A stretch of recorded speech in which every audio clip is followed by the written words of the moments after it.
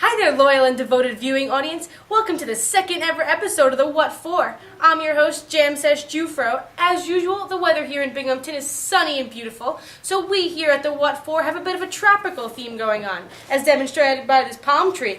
As always, I'm in the studio with our news anchors, Bob and Ellen. Our weather, traffic, gardening, and infectious disease correspondent, Leper.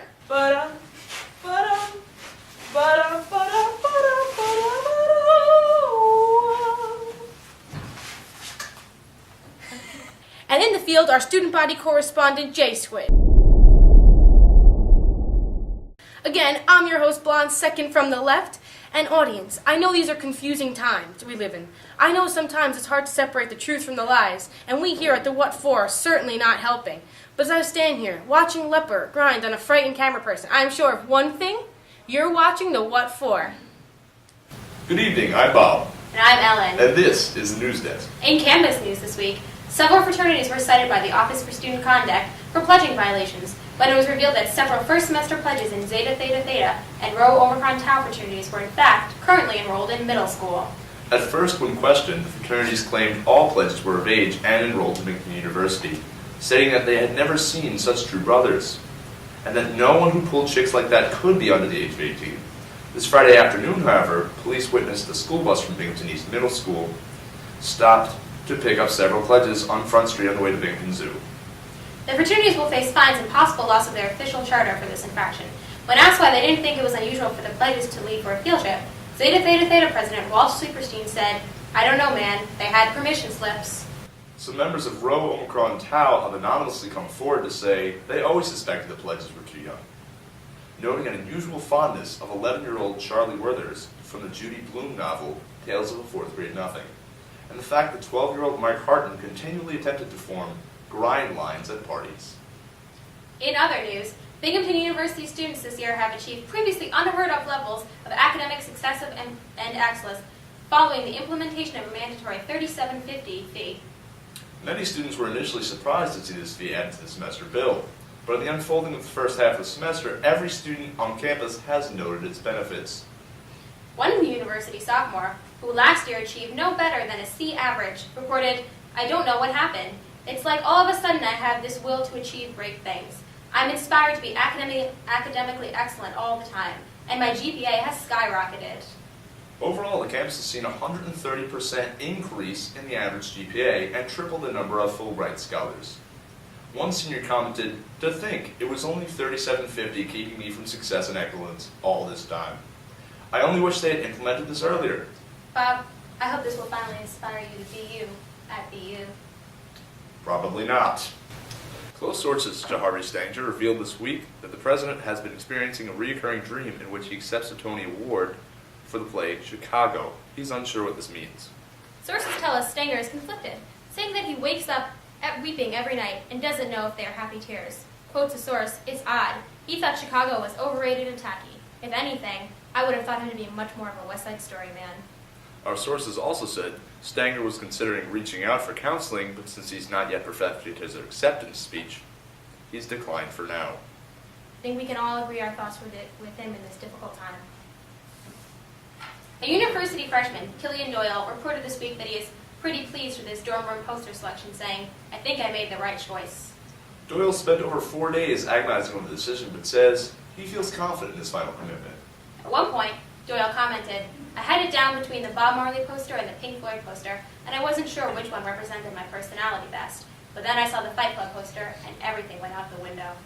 After several days of deliberation with fellow students, family, and 3 faculty advisors, Doyle made his selection, paying $45.75 at the campus poster sale for 2 posters, one featuring 2 women in swimwear on top of a luxury automobile, and the other with the late rap artist Tupac Shakur. Who isn't really dead, who's in fact living in Cuba. American, listen to me!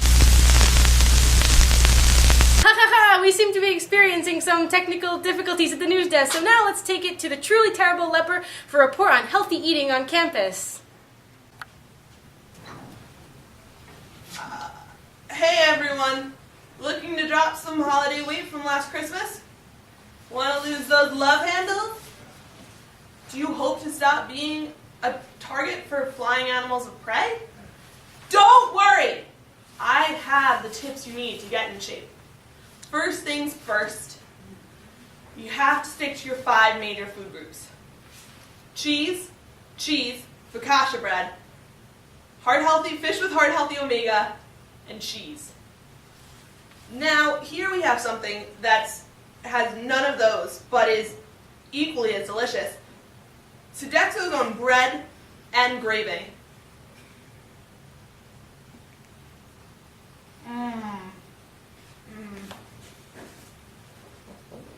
Really good. The next thing I want to talk about is celery. Celery is a negative calorie vegetable, which means that it is magical and sacred, like the unicorn. It's also a great on-the-go snack. Eat it in the lecture hall. Eat it while you walk your cat. Eat it at 6 a.m. while you're watching Fox and Friends. You can even eat it while you have an urban-style dance-off with a boy from a different social class than you. This brings me to my next point. Exercise. Now, ladies, I know it hurts like a mother bitch, but exercising is a daily necessity. Some of my personal favorites are pushing off of stuff. Bending your joints. Oh, and my personal favorite is going to Mexico in the middle of the night with a bleeding goat and standing there waiting for the chupacabra to come. And then you must outrun it. Is that dangerous? Yes. Has anyone ever made it out alive? Almost. But that adrenaline rush, that's what really helps you lose those last few pounds. That's all for today. And remember, fish are friends, not food. Or they're food and not friends. It doesn't matter. Now, do not turn this camera away as I affix this bread to my fingertips.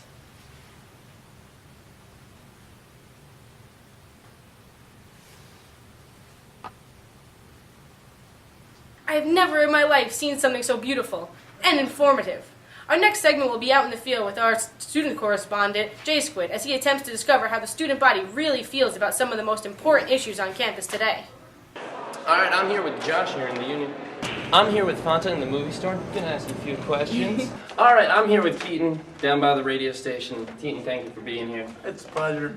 I'm here with Elise in downstairs the Union. I'm about to ask her a few questions. Elise, first question is, would you rather be woken up by a rubber band snapping you in the eye every morning, or sleep with a dead naked mole rat cuddling you every night? Why would you take the rubber band? The second one does not sound funny at all. Well, I have to say, the dead naked mole rat is, I mean, although it is creepy, you would eventually get used to it. Mm-hmm. Although getting hit in the eyelid every single morning, I feel like would be painful every single time. So I'm going to have to go with the dead naked mole rat. Well thought out and rarely well thought out. That make it roll. Yeah. Yeah. It seems cuddly. Like Yeah. almost an extra pillow. The second question I got for you is, how do you feel about a woman's right to choose? Yes. I'm sorry. How do you feel about a woman's right to choose between wearing spandex or pants as she goes downtown? She definitely deserves that right. I totally believe that.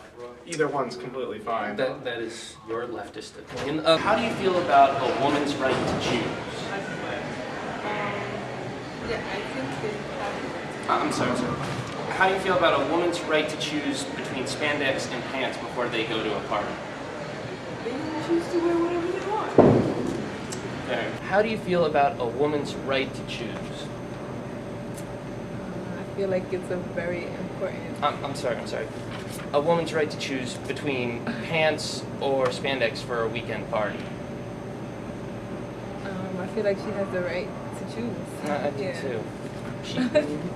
The last question I got for you is, would you sing the Battle Hymn of the Republic naked in front of the Union, or whisper I Wanna You by Akon into your mother's best friend's ear, but never be able to explain why? Definitely Battle Hymn of the Republic, because Battle Hymn of the Republic is an awesome song. Oh my god. Whisper the lyrics. Really? Yeah. I don't know. I can't remember which one it is. I keep on thinking of Yankee Doodle right now. Valhalla Republic. Oh, the coming of the Lord. That's a tough one. Keeps me up at night.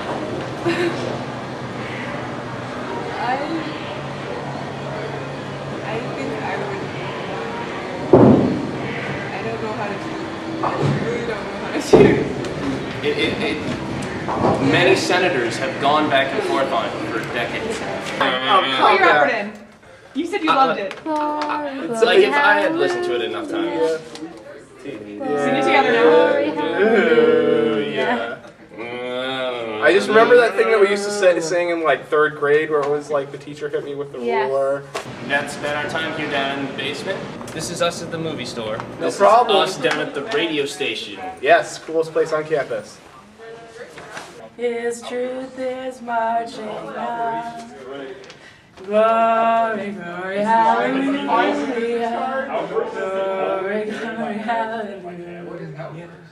Glory, glory, hallelujah. His truth is marching on.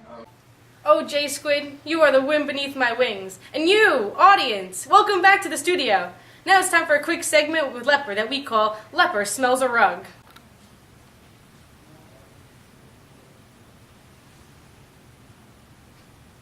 That was just one in a very long series of segments titled Leper Smells Things. So I hope you are excited for the next 36 weeks. We'll be right back, but first a word from our sponsors. Hey Mary Sue, do you remember that night we went out to the frats and all you wore was a bandeau and a peplum skirt? You wanted the D so badly, and we both laughed as we walked to the bus station, freezing our asses off. We saw the weather report for that night, but we were young and wild and free. Do you remember when you died, Mary Sue? When I held you in my arms as you passed into Hades' grip that cold December night? I never want anyone to go through what I went through. So this weekend, please join me for BU's first annual Bundle Up Bitch Walkathon. We walk to raise money for the underdressed. We're warming up Binghamton University, one skank at a time. So bundle up, bitch.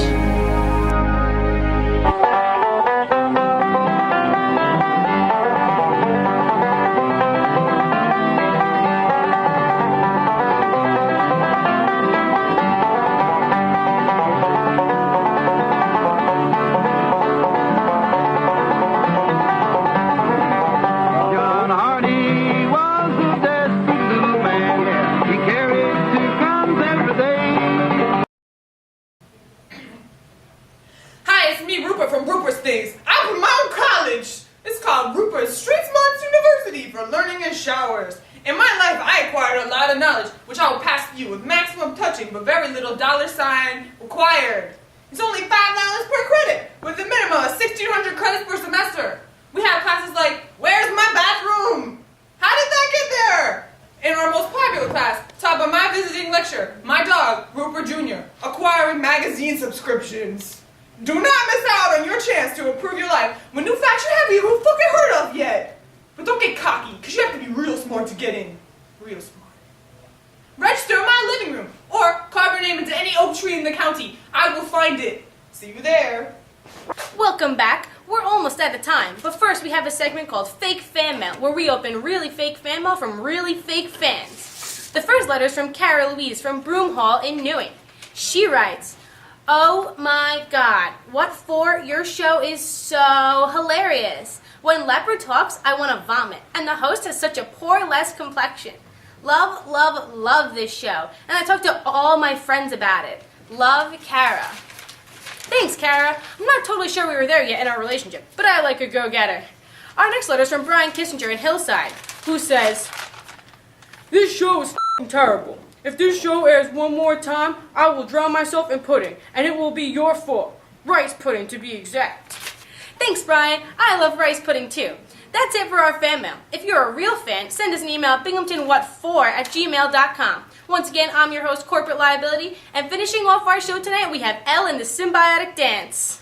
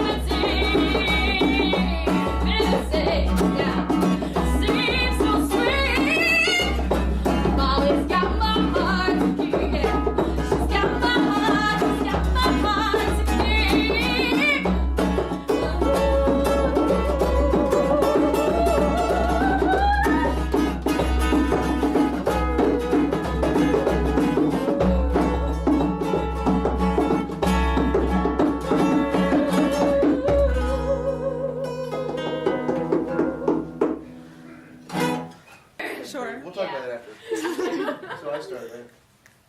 Yeah, I think so. Probably.